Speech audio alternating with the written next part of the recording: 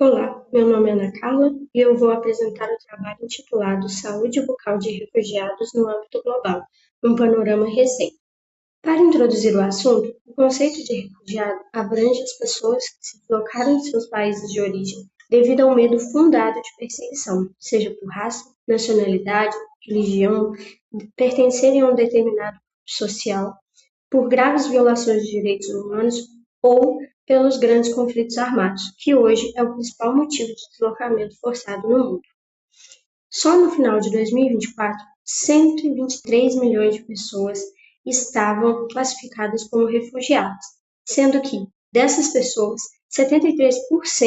se deslocaram para países de baixa e média renda, como é o caso do Brasil, que hoje é uma referência regional no acolhimento e integração de pessoas refugiadas. A saúde bucal é um indicador crítico da saúde em geral e mantém uma conexão importante e crítica nessa relação. Isso porque os refugiados não recebem os cuidados devidos de saúde bucal e hoje possuem índices precários de higiene bucal. Isso também porque, durante a sua chegada no país anfitrião, eles priorizam a sua integração no país e, em grandes contextos de catástrofes humanitárias, as emergências prevalecem em relação a esses cuidados de saúde bucal. E por isso, também, considerando a heterogeneidade dessa população e o fato do Brasil hoje ser um país que recebe um grande contingente de refugiados, esse trabalho teve por objetivo analisar os dados sobre saúde bucal de refugiados, enfocando nas condições bucais mais prevalentes, o acesso e as barreiras aos serviços odontológicos. O trabalho consistiu em uma revisão de literatura através das bases de dados PubMed, Embase e Scopus, através dos descritores Refugees and Oral Health. Inicialmente foram detectados 525 artigos. Após a exclusão das duplicatas, dos artigos fora do tema, artigos sem acesso na íntegra e dos artigos com mais de 5 anos de publicação, restaram 39 artigos que compõem o escopo deste trabalho. Nos resultados. Primeiramente, falando um pouco sobre a higiene bucal dessa população, alguns estudos trouxeram que essa população, a maioria relata escovar os dentes 2 vezes ao dia, com certa frequência, ocasionalmente, ou em alguns casos, eles não relataram a escovação. Também relatam outras formas de higiene bucal, como, por exemplo, a utilização de carvão e o próprio dedo, a utilização de galhos, que são tradicionalmente utilizados no lugar das escovas de dente, temos como exemplo o meswak e o Mewitt, a utilização de bicarbonato de sódio, enxaguantes bucais, medicina tradicional africana, e em alguns casos esses pacientes também relatam automedicação. Agora, sobre as condições bucais mais prevalentes, foi percebida uma alta taxa de cárie, principalmente as lesões não tratadas. Também foi possível uma alta porcentagem de envolvimento pulpar e altos índices de CPOD, sendo que o CPOD é composto majoritariamente por dentes cariados e em menor grau por dentes obturados, e a prevalência de cárie nos estudos esteve acima de 90% e em alguns casos acima de 80%. Em relação à doença periodontal, que é uma doença que afeta os tecidos de suporte dentários e hoje é a principal causa de perda dentária no mundo e uma importante questão de saúde pública, a doença periodontal esteve presente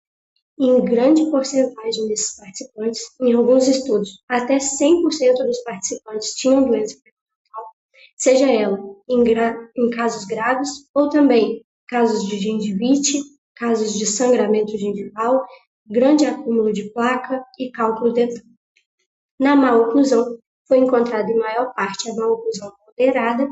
e esses participantes têm, a maioria,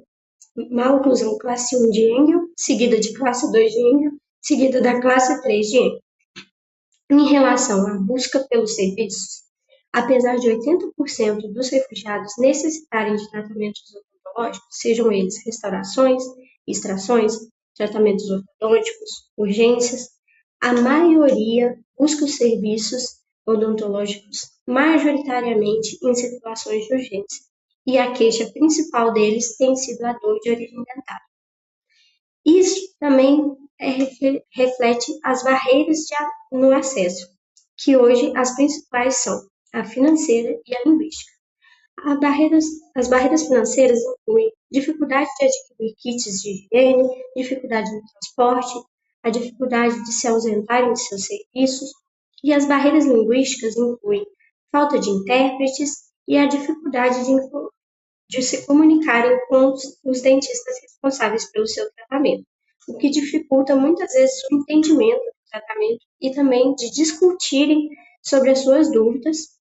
E, além disso, também foi relatado como barreira a baixa alfabetização em saúde bucal, as regiões, os participantes de origens rurais tinham mais dificuldade de acessarem os serviços,